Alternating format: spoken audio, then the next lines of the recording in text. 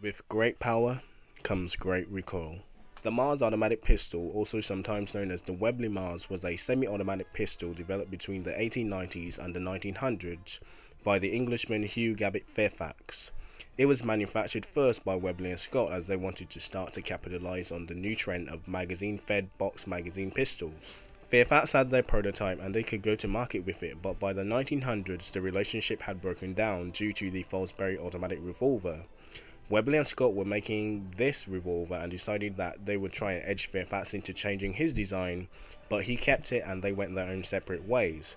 By 1901 he was off again to make his own pistol in his own way, but he had to secure some loans first, and making every gun from hand, this would make this the only gun and the only prototype to have no identical features. No Mars was alike.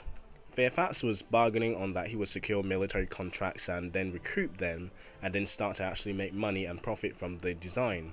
He took them to 10 different military trials between 1901 and 1905.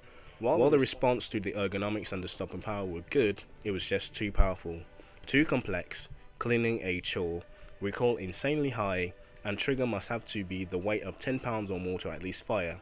And lastly, but ironically, the first magazine was not powerful enough, but the next ammunition type was a huge gap between too soft and too hard. There was no middle ground, no warm porridge. Despite making adjustments and reworks throughout the years, the pistol was a failure.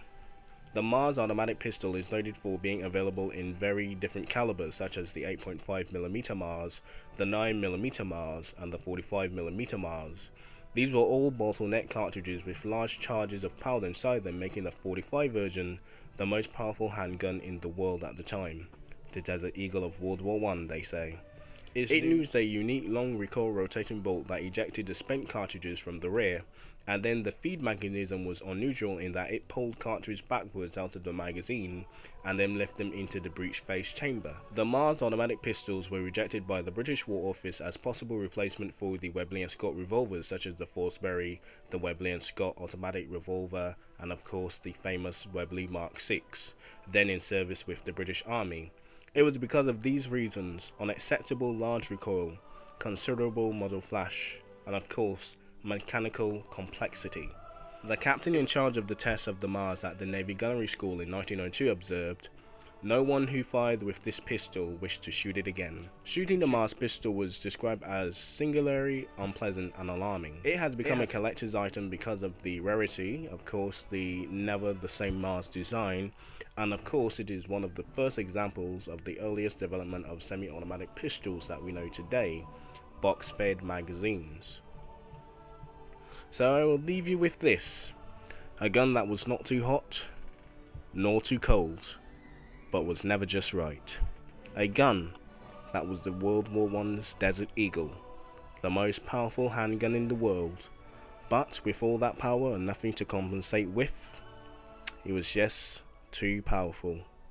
A very powerful pistol. It is accurate, penetration and stopping power are good. It is however complicated in its present form and would be difficult to clean, and is heavy. A great deal of firing has been carried out with it.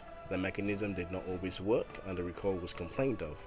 Much difficulty was experienced and the satisfactory ammunition was in no doubt often the case of the defective workings within the mechanism. Too powerful for its own good. The Mars Desert Eagle Automatic, or the Mars Automatic, or the Webley Mars, or the Mars, whatever you want to call it. Hope you learned something. Enjoy. Scheduling would be 4 to 5 videos a day. I will record on Thursday, and I would try and do 2 Saturday as well.